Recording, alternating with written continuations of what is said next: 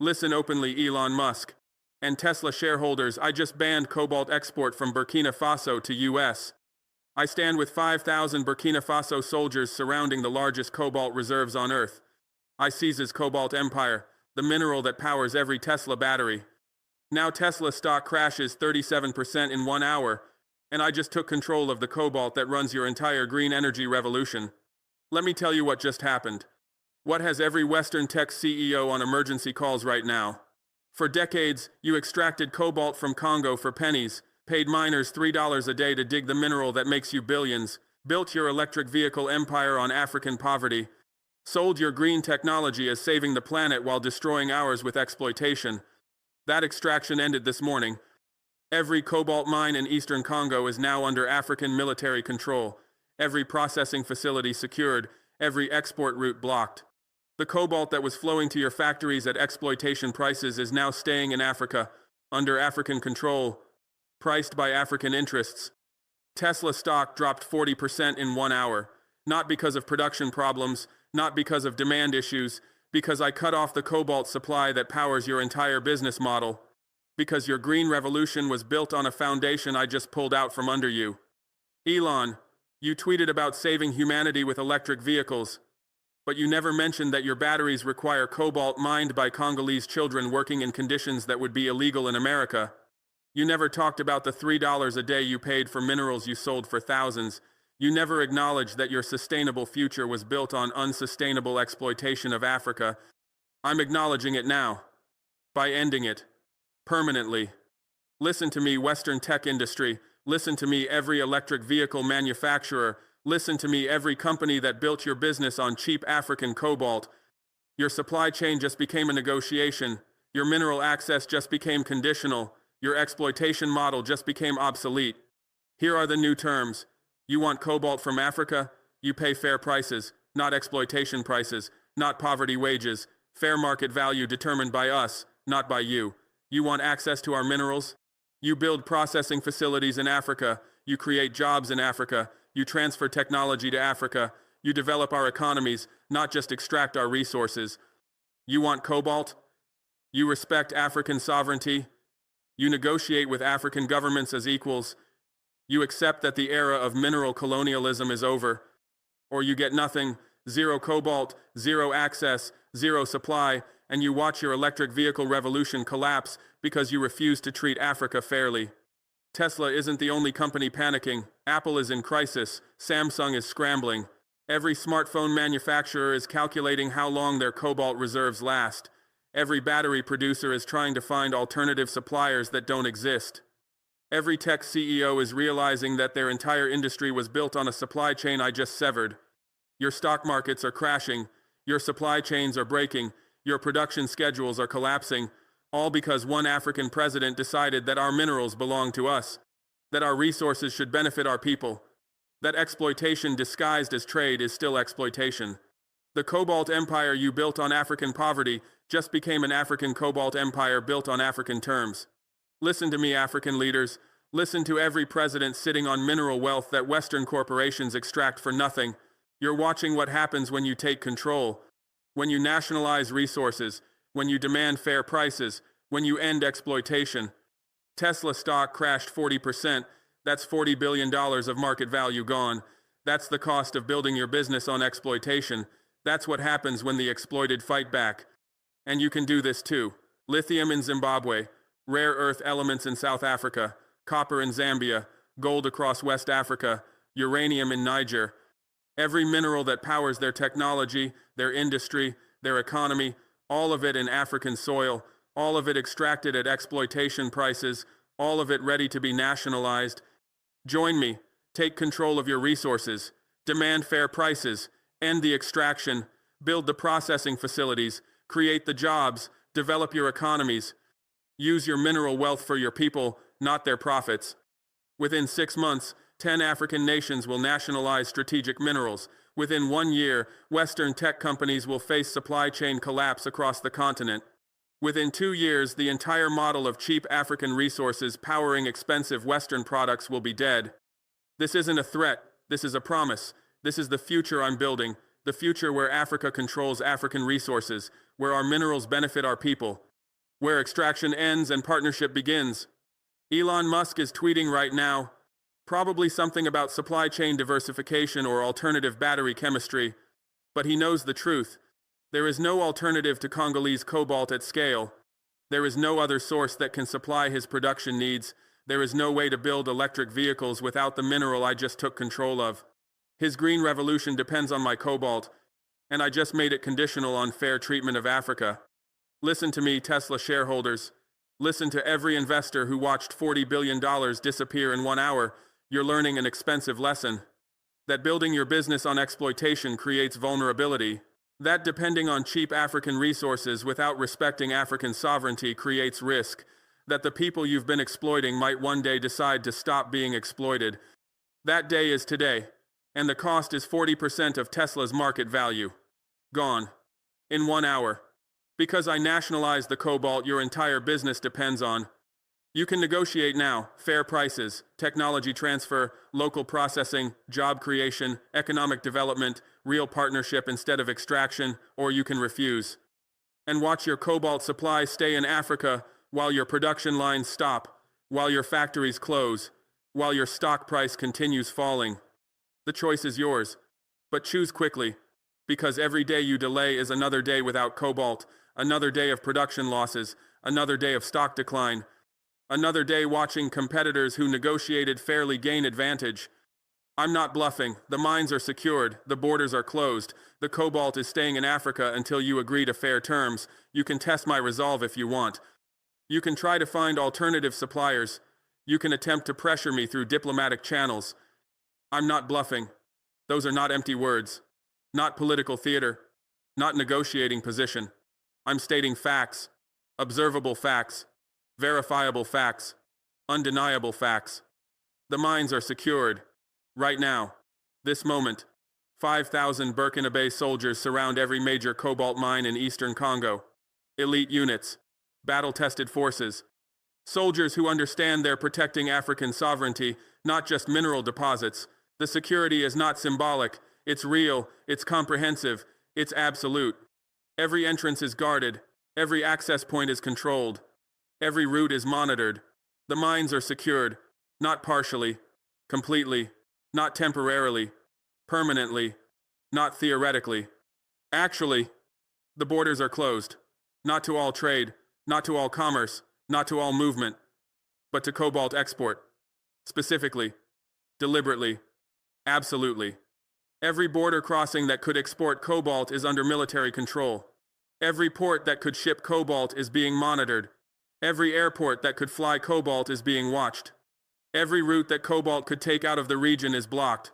The closure is not partial, it's total. It's not temporary, it's indefinite. It's not negotiable, it's final. The cobalt that was flowing to your factories at $3 per kilogram is not flowing anymore. The supply that powered your electric vehicle revolution is cut off. The mineral that made your green technology possible is staying in Africa. The cobalt is staying in Africa until you agree to fair terms, not until you make threats, not until you apply pressure, not until you exhaust diplomatic options, until you agree to fair terms. Terms we define, terms we accept, terms that serve African interests, not just yours. Fair prices that reflect market value, not exploitation rates. Fair arrangements that include technology transfer, not just resource extraction. Fair partnerships that build African capacity, not just Western profits. The cobalt stays here until fairness is achieved, until justice is established, until exploitation ends. How long that takes is entirely up to you. You can test my resolve if you want. Go ahead, test it, challenge it, question it, send your diplomats to threaten consequences. Deploy your intelligence agencies to create problems. Activate your media to undermine credibility. Use every tool you have to break my determination. Test my resolve. See what happens. See if I back down. See if I compromise. See if I surrender. I've been tested before. By the IMF when they demanded austerity. By France when they threatened intervention. By the entire Western establishment when they opposed my nuclear program. I didn't break then. I won't break now. My resolve is not performance, it's principle. Not tactic, it's conviction. Not bluff, it's commitment. Test it if you want. You'll discover it's unbreakable. You can try to find alternative suppliers. Please try. Explore every option. Investigate every possibility. Search every corner of the earth for cobalt sources that can replace Congo. You'll discover what your supply chain analysts already know, what your procurement officers already understand, what your executives already fear. There are no alternatives at scale. Australia has cobalt, but not enough. Canada has deposits, but not sufficient. Russia has reserves, but you've sanctioned them. China controls processing, but they're not selling to help you. The alternatives you're desperately seeking don't exist in quantities that matter, don't exist at prices that work, don't exist in time frames that help. Congo produces 40% of global cobalt. 40%. You can't replace 40%. You can't substitute 40%. You can't do without 40%. Try to find alternatives. You'll fail. And that failure will prove my leverage is real. You can attempt to pressure me through diplomatic channels. Attempt away. Send your ambassadors to deliver stern messages. Convene your allies to coordinate pressure. Activate your international organizations to condemn my actions. Use every diplomatic tool you've developed over decades of global dominance. Apply maximum pressure. See if it works. See if it changes anything. See if it makes me surrender control. Diplomatic pressure worked when African leaders feared isolation, when we needed your approval, when we valued your acceptance. But I don't fear isolation. I chose it when I rejected IMF loans. I don't need your approval. I proved that when I built nuclear weapons. I don't value your acceptance. I demonstrated that when I launched AGS. Your diplomatic pressure is noise, irritating noise. But just noise. It doesn't change facts on the ground. Doesn't alter military control of mines, doesn't reopen borders I closed, doesn't restart cobalt exports I stopped. Pressure all you want. The cobalt stays in Africa. But at the end of every calculation, you'll reach the same conclusion. You need my cobalt more than I need your exploitation. You depend on African minerals more than Africa depends on your unfair prices. You're vulnerable in ways you didn't realize until I seized control. At the end of every calculation, after you've explored every alternative, after you've applied every pressure, after you've exhausted every option, after you've tried everything you can think of, at the end of every calculation, you'll reach the same conclusion, the same unavoidable truth, the same undeniable reality. You need my cobalt more than I need your exploitation, not slightly more, desperately more, not marginally more, critically more, not temporarily more, permanently more. Your entire electric vehicle industry depends on cobalt. Your battery production requires it. Your green energy transition needs it. Your climate commitments demand it. Your industrial strategy relies on it.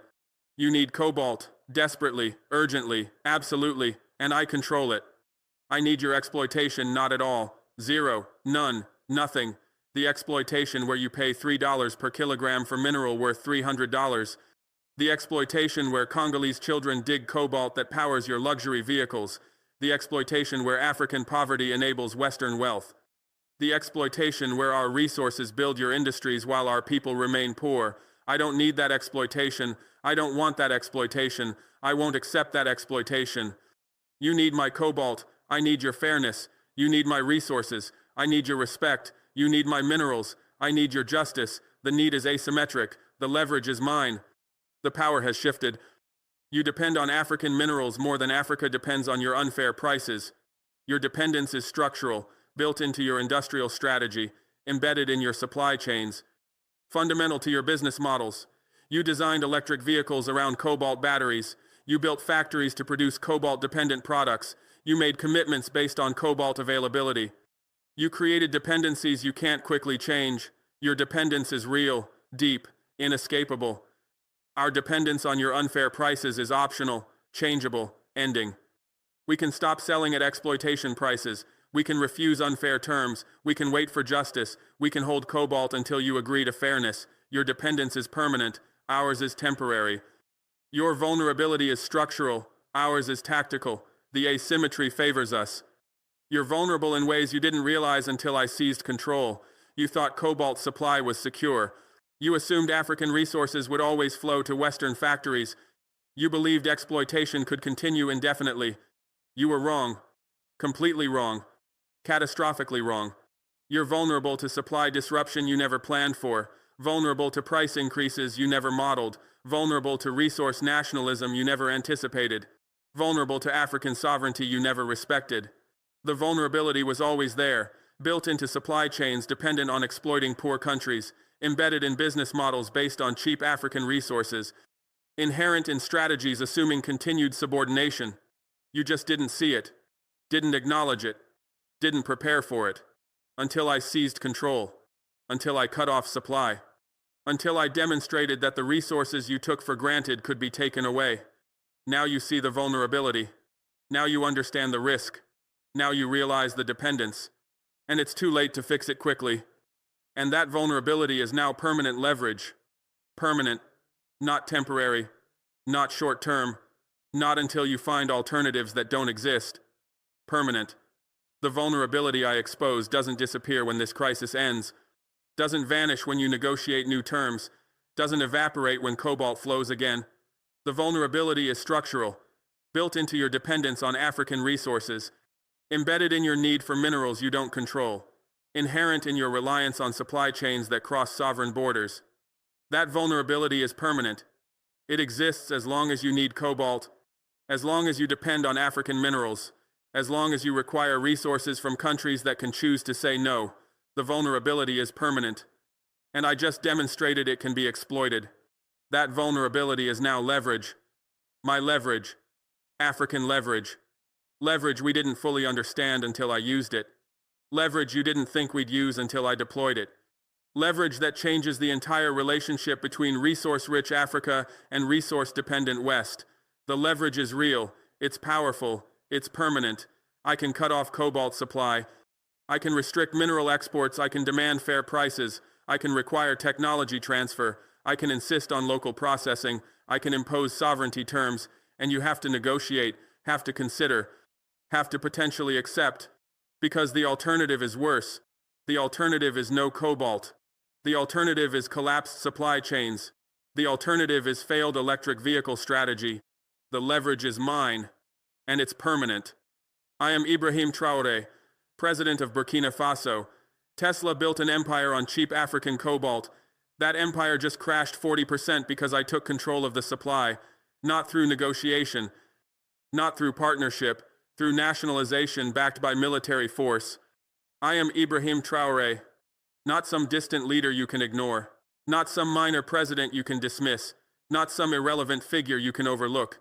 I am the president who rejected IMF loans and survived, the leader who built nuclear weapons despite your opposition, the revolutionary who launched gold-backed currency that threatens dollar dominance. I am Ibrahim Traoré, the African leader who keeps doing what you say is impossible, who keeps succeeding where you say we must fail, who keeps proving that African sovereignty is achievable despite Western opposition. I am Ibrahim Traoré, and I just seized control of the cobalt that powers your green revolution. President of Burkina Faso, small country, limited resources, tiny economy, nation most Americans can't find on a map, but president of the country that's changing Africa. That's inspiring resistance, that's demonstrating sovereignty, that's proving alternatives exist. President of Burkina Faso, not Congo where the cobalt is, but the leader coordinating African resource nationalism, the president inspiring other leaders to seize control, the revolutionary teaching Africa to use resource leverage. President of Burkina Faso, small nation, big impact, limited resources, unlimited determination, tiny economy, enormous influence. I am president of Burkina Faso. And from this small country, I'm reshaping African relationships with the West. Tesla built an empire on cheap African cobalt. Not just Tesla, but Tesla is the symbol, the company that claims to be saving the planet, the corporation that markets sustainability, the brand that sells environmental consciousness. Tesla built an empire on cheap African cobalt. Cobalt mined by Congolese workers paid $3 per day. Cobalt extracted in conditions that would be illegal in America. Cobalt produced through exploitation that Tesla's marketing carefully avoids mentioning. Tesla built an empire. Market capitalization in hundreds of billions. Stock price that made Elon Musk the richest man on Earth. Factories across multiple continents. Production in millions of vehicles. An empire built on cheap African cobalt, built on exploitation, built on injustice. built on the poverty of people who dig the minerals that power the vehicles that wealthy Westerners drive to demonstrate their environmental consciousness. That empire just crashed 40% because I took control of the supply. 40%. Not 4%. 40%. $200 billion of market value. Gone in 1 hour. Because I nationalized cobalt mines. Because I cut off supply. Because I demonstrated that the empire built on exploitation is vulnerable to the exploited fighting back. The crash is not speculation, not prediction, not possibility. It happened. Markets responded immediately. Investors panicked instantly. Stock price collapsed within 60 minutes. 40%. The crash proves the dependence, demonstrates the vulnerability, confirms the leverage. Tesla's empire was always built on foundation I could remove. And I removed it. 40% crash. In 1 hour. Because I took control. Not through negotiation. I didn't negotiate for better terms. Didn't discuss improved conditions. Didn't request fairer prices. Didn't ask for technology transfer. Didn't propose partnership arrangements. I didn't negotiate. Negotiation assumes equality, assumes both parties have comparable power, assumes mutual respect. None of that existed. You had power. You set prices, you determined terms, you controlled arrangements. Negotiation would have been subordinate, requesting better treatment from superior. Would have been weak, asking favors from strong. Would have been exploited, begging fairness from exploiter. I didn't negotiate, I didn't ask, I didn't request, I took.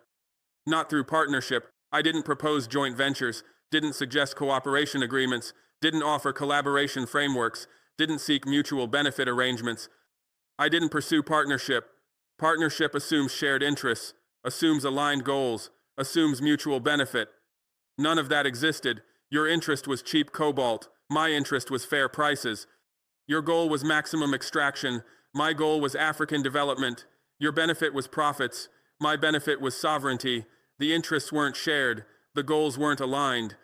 The benefits weren't mutual. Partnership was impossible. Partnership was illusion. Partnership was lie told to continue exploitation. I didn't pursue partnership, I pursued control. Through nationalization backed by military force, I nationalized the mines, declared them property of African nations, asserted sovereign control over resources in African soil.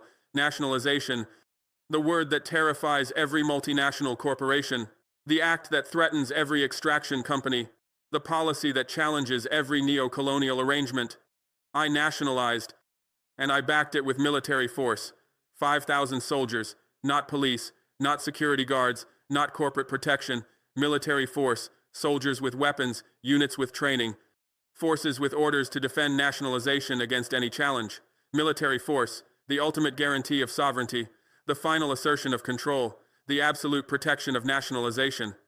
I nationalized through military force, and the military force makes nationalization permanent. The age of mineral exploitation is ending.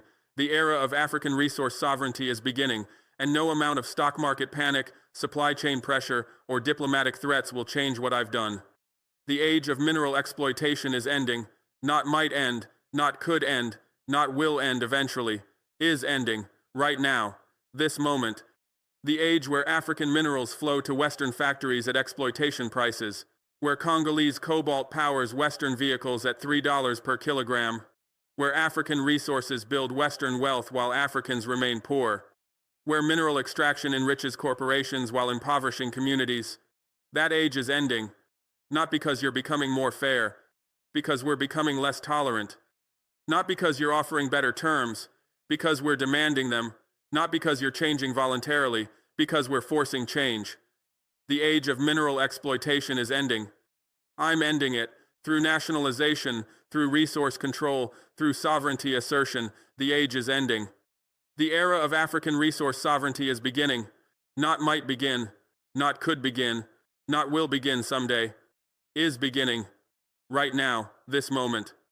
The era where African nations control African resources, where we determine prices, where we set terms, where we decide who gets access and under what conditions, where sovereignty over resources is real, not theoretical, where control over minerals is actual, not nominal, where ownership of wealth in our soil means something. That era is beginning. I'm beginning it. Through cobalt nationalization, through price control, through export restrictions, through sovereignty assertion. The era of African resource sovereignty is beginning. And once begun, it spreads. Mali will nationalize gold, Niger will control uranium, Zambia will seize copper, Zimbabwe will nationalize lithium. The era I'm beginning will spread across Africa. Will transform the continent, will end exploitation permanently. And no amount of stock market panic, supply chain pressure, or diplomatic threats will change what I've done. Your stock market panic is real. Tesla down 40%, battery companies crashing, electric vehicle manufacturers collapsing, mining companies plummeting. The panic is real, the losses are enormous, the fear is palpable, but panic doesn't change facts on the ground, doesn't reopen mines I closed, doesn't restart exports I stopped, doesn't reverse nationalization I implemented.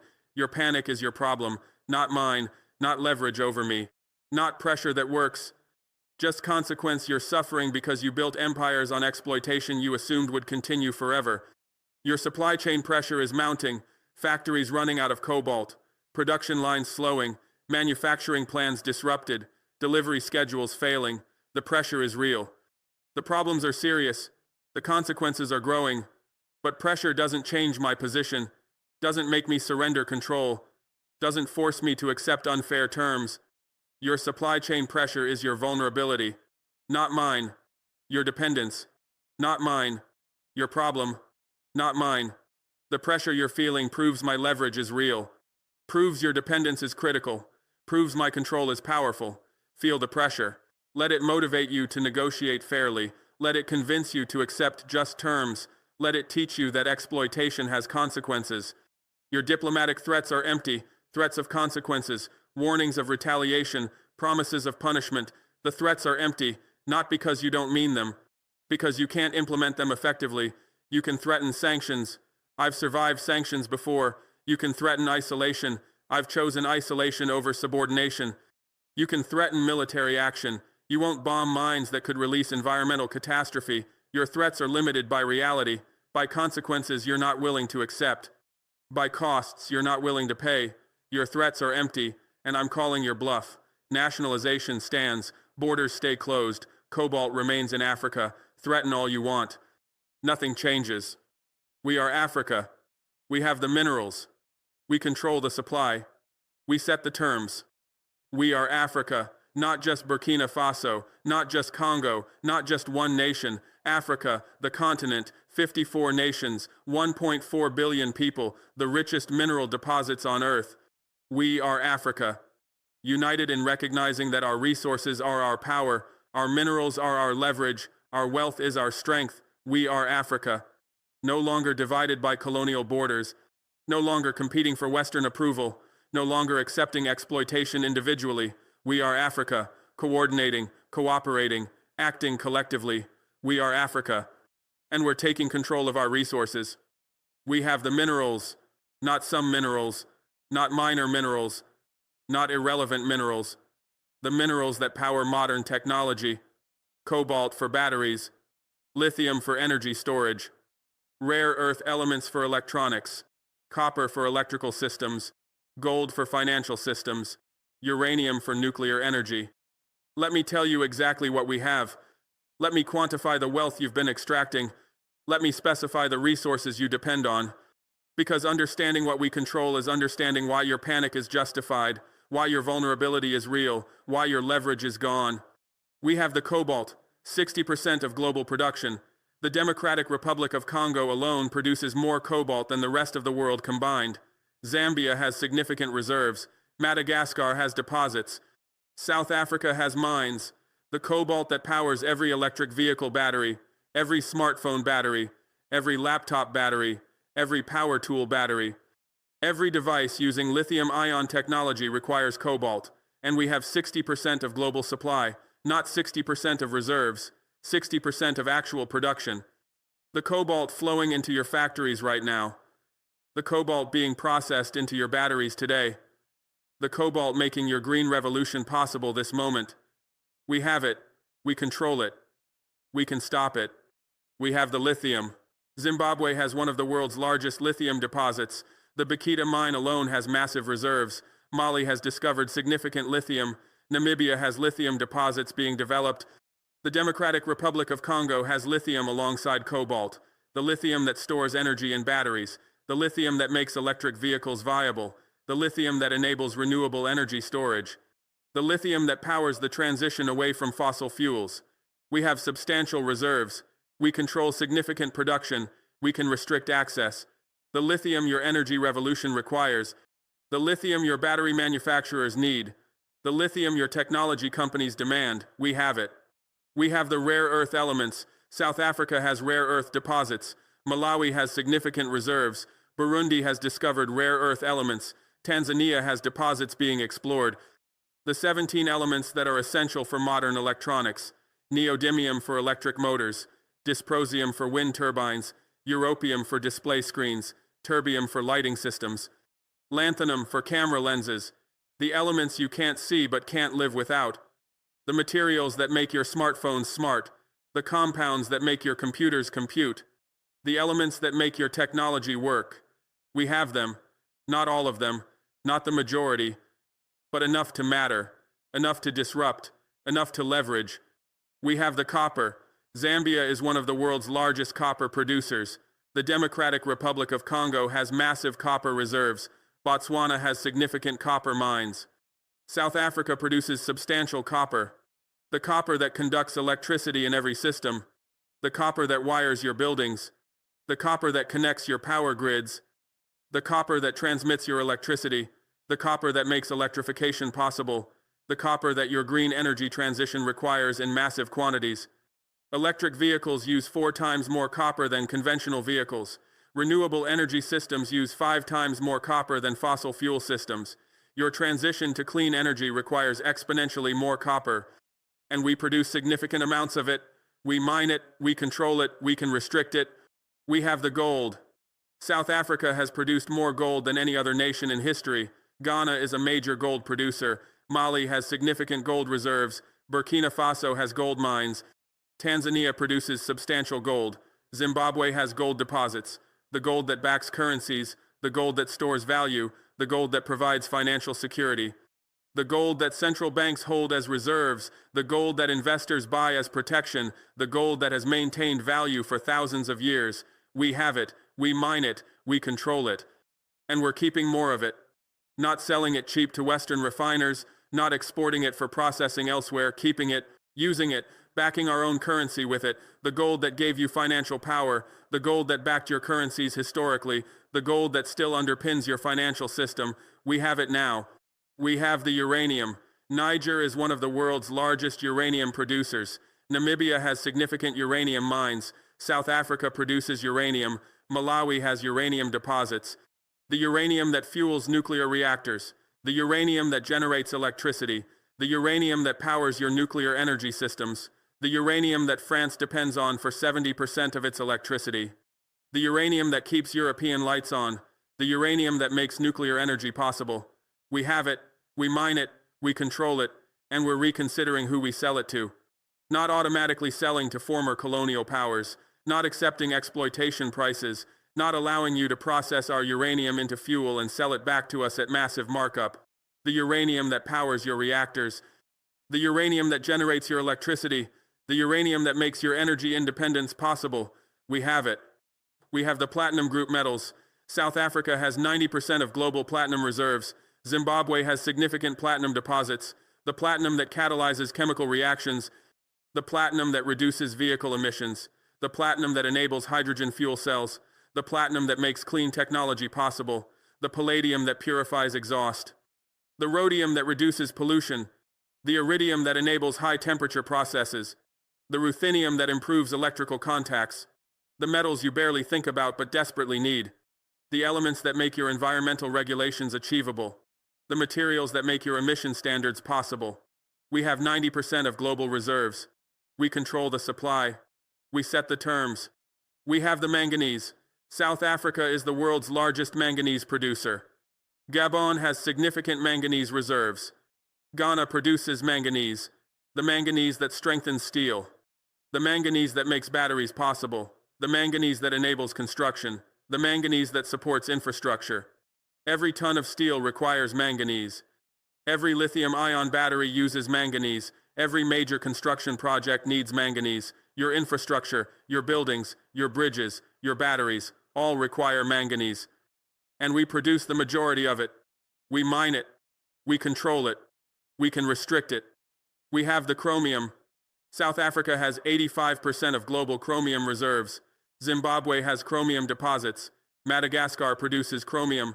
The chromium that makes stainless steel stainless. The chromium that prevents corrosion. The chromium that enables durability. The chromium that makes your appliances last. The chromium that protects your infrastructure. The chromium that strengthens your steel. Every stainless steel product requires chromium. Every corrosion-resistant application needs chromium. Every high-strength steel uses chromium. Your kitchens, your hospitals, your factories, your infrastructure, all depend on chromium. And we have 85% of global reserves. We control the supply. We determine availability. We have the vanadium. South Africa is a major vanadium producer. The vanadium that strengthens steel.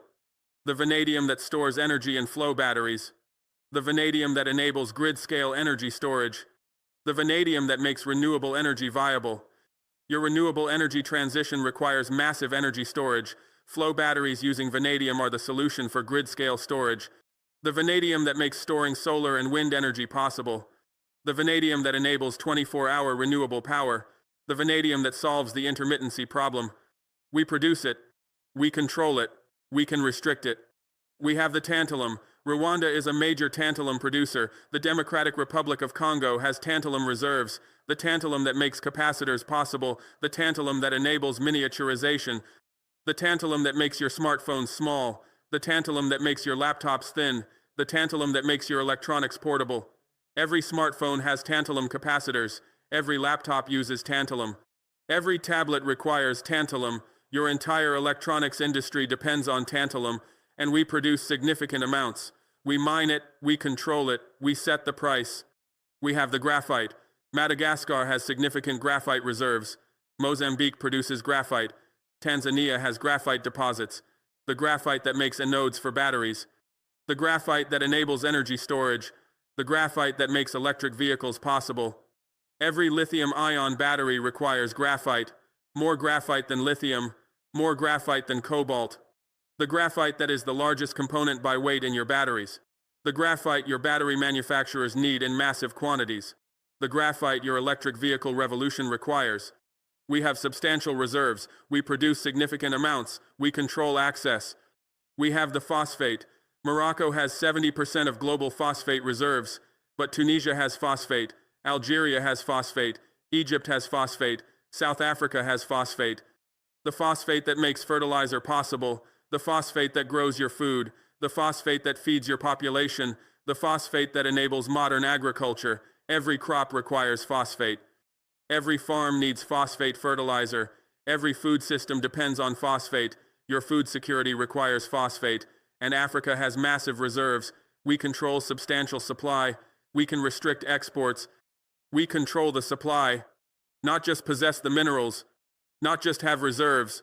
Control the actual supply flowing into your factories. Control the production feeding your industries. Control the exports powering your economies. We control the mines where minerals are extracted. The Kolwezi cobalt mines in Congo. The Bikita lithium mine in Zimbabwe. The copper belt in Zambia. The gold mines in Ghana. The uranium mines in Niger. The platinum mines in South Africa. We control them, not through ownership on paper, through physical control, through military presence, through sovereign authority. Through nationalization where necessary, the mines are on our territory, under our jurisdiction, subject to our laws. We control them, completely, permanently, irreversibly. We control the processing facilities where minerals are refined. Not all of them. Not yet. But increasingly. We're building processing capacity. We're developing refining capability. We're establishing value-added production. The cobalt that once shipped raw to China for processing. We're processing it ourselves now. The lithium that once exported crude to be refined elsewhere. We're refining it domestically now. The copper that once smelted in other countries. We're smelting it here now. We control more of the value chain. We capture more of the value. We keep more of the profit. The processing that once happened in your countries, increasingly happening in ours. We control the export routes where minerals leave the continent, the ports where ships load, the borders where trucks cross, the airports where cargo flies. We control them through customs authority, through export regulations, through licensing requirements, through sovereign power. The minerals don't leave unless we allow them, don't export unless we approve.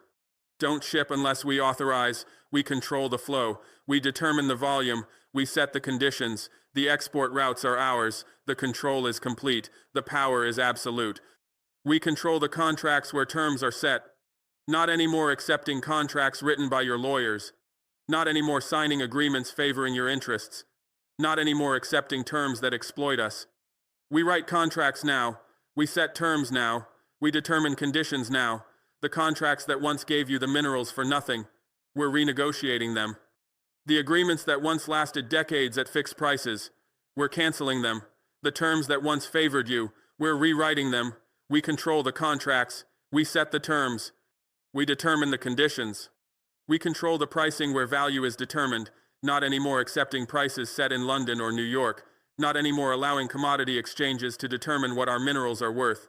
Not anymore permitting market manipulation to depress our revenues. We set prices now. We determine value now. We establish worth now. The pricing that once happened on your exchanges, we're moving it to our systems. The value that once determined by your traders, we're setting it ourselves.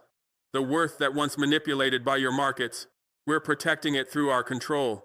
We control the pricing. We determine the value. We establish the worth. We set the terms. Not negotiate them, not discuss them, not compromise on them, set them, establish them, impose them. The terms for access to our minerals. You want cobalt. Here are the terms. Fair market price, not exploitation price, not poverty wage. Fair value determined by actual worth, not by your manipulation. Processing in Africa, not shipping raw materials for you to process, not exporting crude minerals for you to refine. Processing here. Refining here, value added here, technology transfer, not keeping your processing technology secret, not maintaining your refining monopoly, transferring technology, sharing knowledge, building our capability, local employment, not flying in your workers, not importing your technicians, employing our people, training our workers, developing our skills, environmental standards, not polluting our land, not poisoning our water, not destroying our environment, meeting real environmental standards, protecting our ecology, respecting our land. The terms for investment in our mining sector. You want to invest. Here are the terms. Majority African ownership, not controlling stakes for foreign investors, not majority foreign ownership. Majority African ownership, controlling interest for our people, dominant stake for our nations, profit sharing that favors us, not contracts that give you 70%.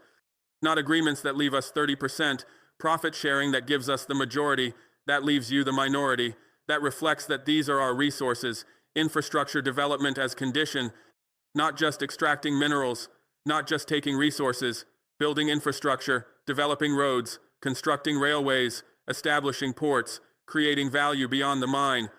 Commitment to processing, not just mining and exporting, not just extracting and shipping, committing to process, building refineries, establishing factories, creating value-added industries. The terms for trade in our minerals. You want to trade. Here are the terms. Payment in currencies we accept, not automatically in dollars, not only in euros, in currencies we choose. In gold-backed AGS, in currencies that maintain value, in payment methods that serve us. Long-term commitments at fair prices, not spot market purchases at manipulated prices. Not short-term contracts that give you flexibility and us uncertainty.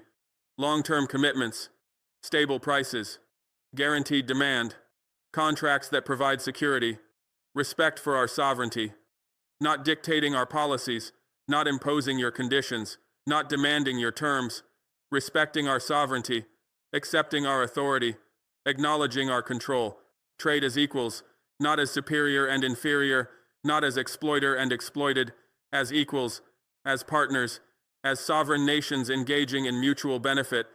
The terms for your industries that depend on our minerals. You want continued supply. Here are the terms. Accept that exploitation is over. Not continuing to pay poverty prices. Not maintaining extraction relationships, accepting that exploitation has ended, that fair trade has begun, that equality is required. Accept that we control supply, not pretending you have alternatives, not acting like you have leverage. Accepting that we control the minerals, that we determine availability, that we set conditions. Accept that terms have changed, not clinging to old arrangements, not demanding old prices, accepting that everything has changed, that the old system is dead, that new terms apply.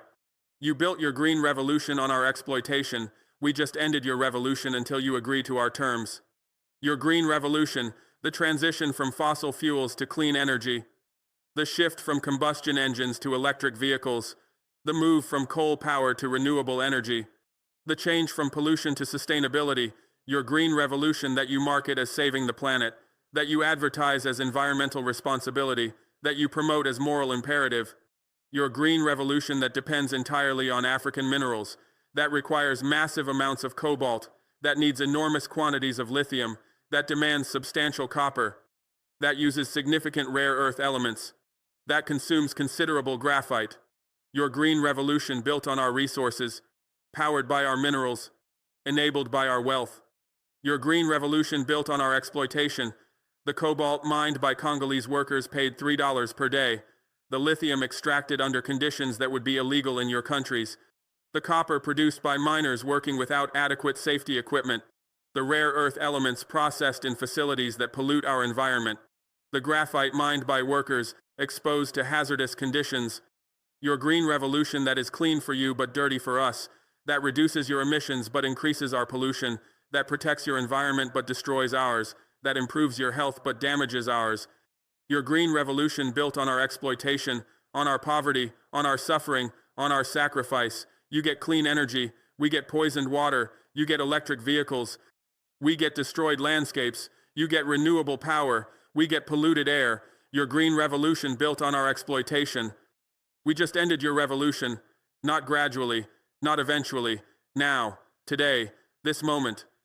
We ended it by taking control, by nationalizing the mines, by seizing the facilities, by closing the borders, by stopping the exports. We ended your green revolution by cutting off the supply of minerals that make it possible. The cobalt that powers your batteries, stopped. The lithium that stores your energy, stopped. The copper that wires your systems, stopped. The rare earth elements that enable your technology, stopped. The graphite that makes your anodes, stopped. We ended your green revolution, not because we oppose clean energy, because we oppose exploitation, not because we reject environmental responsibility, because we demand fair treatment, not because we want to harm the planet, because we refuse to be harmed for your benefit. We ended your green revolution until you agree to our terms. Until you agree to our terms, not if you agree, until, not whether you agree, until, not in case you agree, until, because you will agree, eventually, inevitably, necessarily.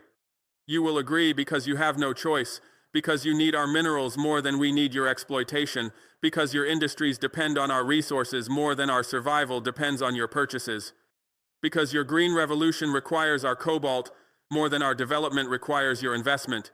You will agree, not today, not tomorrow, but soon. Because every day without cobalt is a day of production losses. Every week without lithium is a week of delayed projects. Every month without copper is a month of stalled construction. Every quarter without rare earth elements is a quarter of missed targets. You will agree, because time is on our side, because pressure is on you, because desperation is yours. You will agree to our terms. Fair prices, local processing, technology transfer, majority ownership, environmental standards, profit sharing, infrastructure development, all of it. You will agree, until you agree. Your green revolution stays ended. You came with exploitation disguised as trade. We came with nationalization backed by sovereignty. You came with exploitation, not partnership, not cooperation, not mutual benefit, exploitation, the systematic extraction of our resources for your benefit, the deliberate underpayment for our minerals, the intentional maintenance of our poverty, the calculated perpetuation of our dependence. You came with contracts that gave you everything and us nothing, with agreements that protected your interests and ignored ours, with terms that enriched you and impoverished us, with arrangements that developed your economies and underdeveloped ours. You came with exploitation, Pure, simple, undeniable, the extraction of maximum value for minimum cost, the taking of our wealth for your benefit, the use of our resources for your development, exploitation. Disguised as trade, called trade, labeled trade, presented as trade, but not actually trade, because trade implies mutual benefit. Trade suggests fair exchange. Trade means both parties gain. What you did wasn't trade. It was extraction. It was theft. It was exploitation. But you called it trade. You labeled it commerce. You presented it as business. You disguised exploitation as trade. Made theft look like commerce. Made extraction appear like business. You signed contracts that looked legal. You made payments that seemed like purchase. You followed procedures that appeared legitimate. But underneath the disguise was exploitation. Underneath the appearance was theft. Underneath the procedure was extraction. You came with exploitation disguised as trade. We came with nationalization, not negotiation, not discussion, not gradual reform. Nationalization, the taking of control, the seizure of assets, the assertion of sovereignty, the exercise of power. We came with military force securing mines, with government authority taking control, with sovereign power asserting ownership, with national interest overriding foreign claims. We came with nationalization, sudden, complete, irreversible. The mines that were controlled by foreign corporations, now controlled by our government. The facilities that were operated by foreign companies, now operated by our people. The resources that were extracted for foreign benefit, now extracted for our benefit. We came with nationalization, not apologizing, not explaining, not justifying, just taking control, just asserting sovereignty, just exercising power. Backed by sovereignty, not just by force, not only by power, by sovereignty, by the fundamental right of nations to control their own resources, by the basic principle that natural resources belong to the people of the nation where they're found, by the core concept that sovereignty means control over what's in your territory, backed by sovereignty, by international law that recognizes national control over natural resources, by UN resolutions that affirm permanent sovereignty over natural resources, by principles that every nation accepts in theory even if they violate in practice, backed by sovereignty, by the right that cannot be legitimately denied, by the authority that cannot be legally challenged, by the power that cannot be morally opposed. We came with nationalization backed by sovereignty, by the ultimate justification, by the final authority, by the absolute right. And sovereignty always wins. Eventually, inevitably, necessarily, sovereignty wins because it's the foundation of the international system, because it's the basis of international law, because it's the principle every nation claims for itself. You claim sovereignty over your resources. We claim sovereignty over ours. You assert control over what's in your territory. We assert control over what's in ours.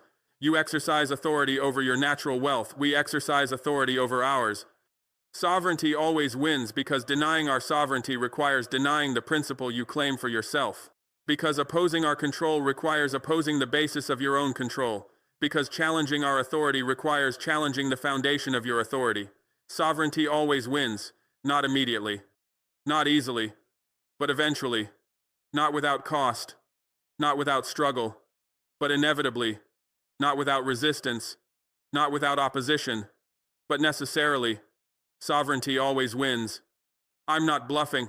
The mines are secured, the borders are closed, the cobalt is staying in Africa until you agree to fair terms. You can test my resolve if you want. You can try to find alternative suppliers. You can attempt to pressure me through diplomatic channels. I'm not bluffing. This is not negotiating tactic, not pressure strategy, not bargaining position. This is commitment. This is determination. This is resolve. The mines are secured. 5,000 soldiers, surrounding every major cobalt facility, protecting every processing plant, guarding every export route. The military presence is real. The security is complete. The control is absolute, not temporary deployment, permanent presence, not symbolic gesture, actual force, not negotiable position, final decision. The mines are secured. By soldiers who understand they're protecting national sovereignty. By forces who know they're defending national wealth. By military who recognize they're ensuring national future. The mines are secured, completely, permanently, irreversibly. The borders are closed to cobalt export. not to everything, not to all trade, to cobalt, the mineral you need, the resource you depend on, the material your industries require. The borders are closed to cobalt export. The trucks that used to carry cobalt to ports stopped at borders. The trains that used to transport cobalt to ships halted at crossings. The cargo that used to fly cobalt to factories grounded at airports. The borders are closed, not partially, completely, not temporarily, until you agree to our terms, not symbolically. Actually, the cobalt that was flowing out of Africa stopped. The supply that was feeding your factories cut off. The exports that were powering your industries ended. The borders are closed. The cobalt is staying in Africa, not being exported, not being shipped, not being sold, staying in our warehouses, in our storage facilities, in our mines. The cobalt that was destined for your factories, staying here. The supply that was contracted to your companies, staying here. The material that was promised to your industries, staying here. The cobalt is staying in Africa, accumulating, stockpiling, waiting for you to agree to fair terms, waiting for you to accept our conditions, waiting for you to recognize our sovereignty. The cobalt is staying in Africa until you agree, until you accept, until you recognize, until you agree to fair terms, not your terms, our terms, fair terms, terms that reflect actual value, terms that ensure local processing, terms that require technology transfer, terms that mandate majority ownership, terms that protect environment, terms that share profits fairly, terms that build infrastructure, terms that develop capacity, fair terms, not the exploitation terms you offered before, not the poverty prices you paid previously, not the extraction arrangements you maintained historically, fair terms, terms that treat us as equals, terms that respect our sovereignty, terms that acknowledge our ownership, fair terms. You agree to them, or the cobalt stays here. You accept them, or your factories stay idle. You recognize them, or your green revolution stays ended. You can test my resolve if you want. Go ahead. Test it. See if I'm serious. See if I'll back down. See if pressure works. Test my resolve. Try to wait me out. See if I'll crack first. See if economic pressure breaks my determination. See if time weakens my commitment. Try to outlast me. See who needs cobalt more desperately. See who faces greater pressure. See who breaks first. Test my resolve. I welcome the test. I invite the challenge. I'm ready for the contest, because I know who needs whom more. I understand who's more vulnerable. I recognize who has more to lose. Test my resolve. You'll discover it's unbreakable. You'll find it's absolute. You'll learn it's permanent. You can try to find alternative suppliers. Good luck. Try. Search the world. Look for cobalt sources that can replace African supply. Explore every possibility. Investigate every option. Pursue every alternative. You can try to find alternative suppliers. Australia has some cobalt, as byproduct of nickel mining. Not primary production, not substantial quantities, not enough to replace African supply. Canada has cobalt deposits, undeveloped, expensive to extract, years away from production. Russia has some cobalt, already selling to other markets.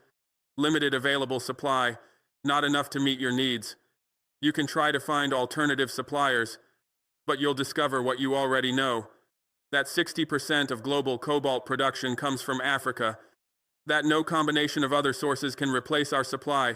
That alternative suppliers don't exist at the scale you require. You can try, but you'll fail. And every day you spend searching is another day without cobalt. Another day of production losses, another day closer to accepting our terms. You can attempt to pressure me through diplomatic channels. Try, use your ambassadors, activate your foreign ministries, deploy your diplomatic corps, attempt to pressure me through diplomatic channels. Send strongly worded notes, issue formal protests, express grave concerns, use all the diplomatic language, all the official procedures, all the international protocols. Attempt to pressure me through diplomatic channels. Threaten to recall your ambassador. Warn of consequences for bilateral relations. Suggest implications for international standing. Use every diplomatic tool, every pressure tactic, every leverage point. You can attempt to pressure me, but diplomatic pressure only works if I care about your approval, if I value your relationship, if I fear your consequences. I don't care about your approval. I don't value relationship built on exploitation. I don't fear consequences that are less bad than continued subordination. Your diplomatic pressure is meaningless. Your protests are irrelevant. Your warnings are empty. You can attempt to pressure me, but you'll fail. Because I've decided that sovereignty matters more than your approval, that fairness matters more than your relationship, that justice matters more than your consequences. But at the end of every calculation, you'll reach the same conclusion. You need my cobalt more than I need your exploitation. You depend on African minerals more than Africa depends on your unfair prices. You're vulnerable in ways you didn't realize until I seized control. At the end of every calculation, after every analysis, following every assessment, after you've explored every alternative, after you've considered every option, after you've evaluated every possibility, at the end of every calculation, when you've run all the numbers, when you've modeled all the scenarios, when you've projected all the outcomes, at the end of every calculation, you'll reach the same conclusion, the conclusion you're trying to avoid, the reality you don't want to accept, the truth you're refusing to acknowledge. At the end of every calculation, you'll reach it, inevitably, unavoidably, inescapably. You need my cobalt more than I need your exploitation. This is the fundamental asymmetry, the basic imbalance, the core reality. You need my cobalt. Your electric vehicle production requires it. Your battery manufacturing depends on it. Your green energy transition needs it. Your technology industries use it. Your environmental goals require it. You need my cobalt. Desperately. Urgently. Absolutely. I need your exploitation.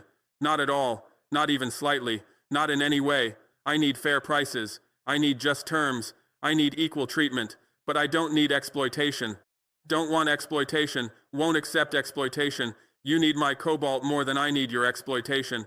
This asymmetry is power. This imbalance is leverage. This reality is control. You depend on African minerals more than Africa depends on your unfair prices.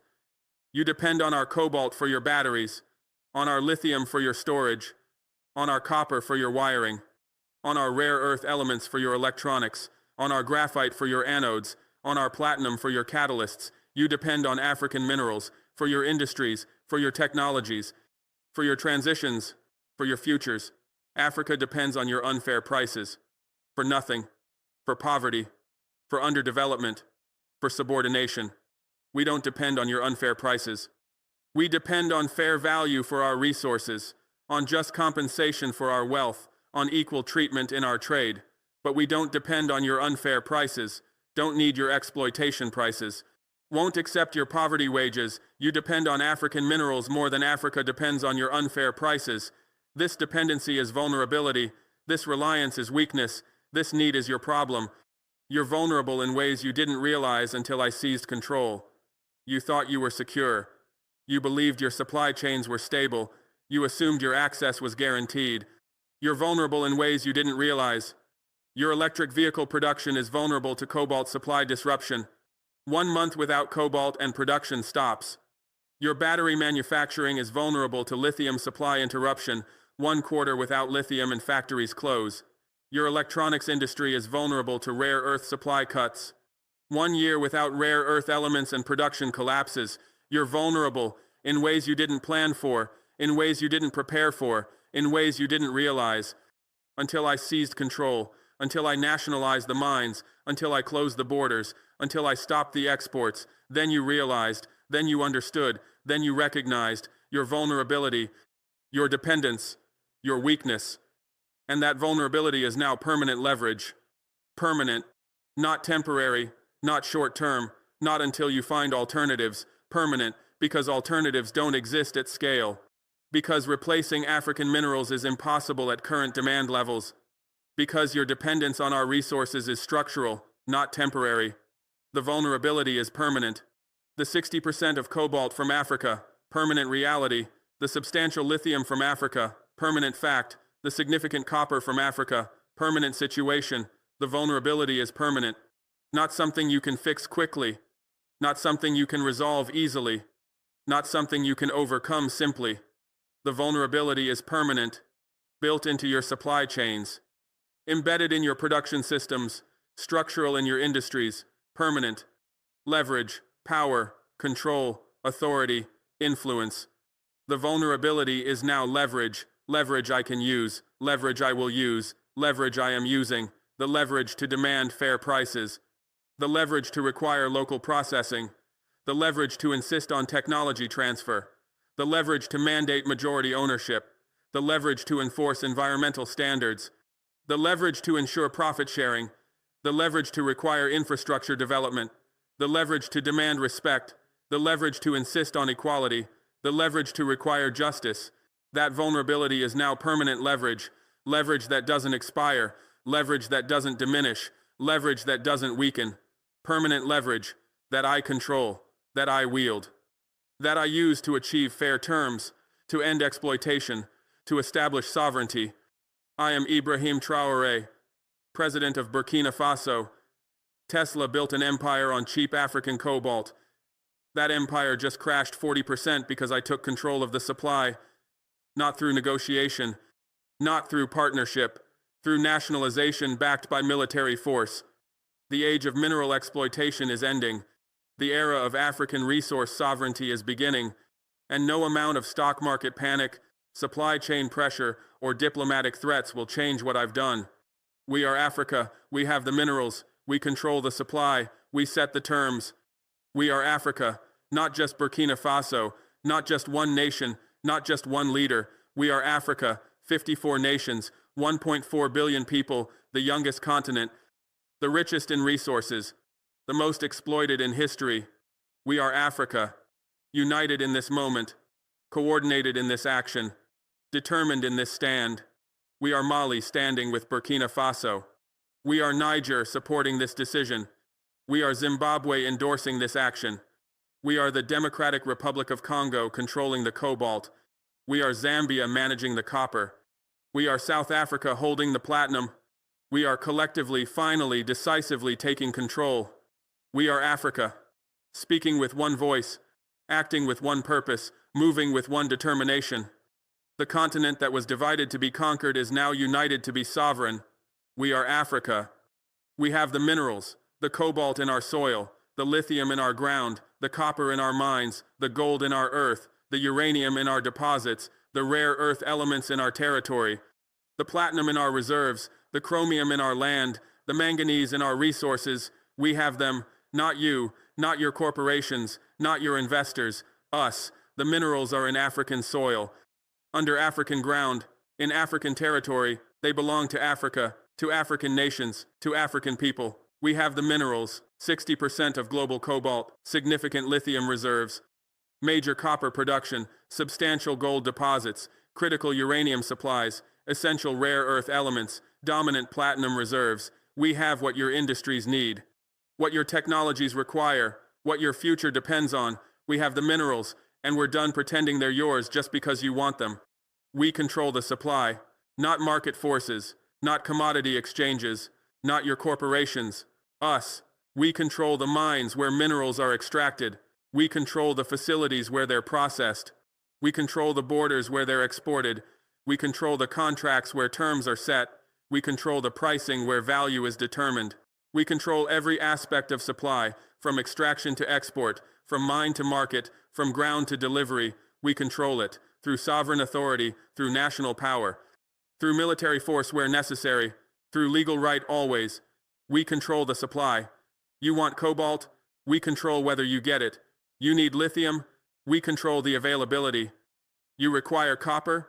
We control the access. We control the supply, completely, absolutely, permanently. The control you thought you had through contracts written decades ago? Gone. The access you assumed through relationships built on exploitation? Ended. The supply you took for granted? Now conditional on our terms. We set the terms.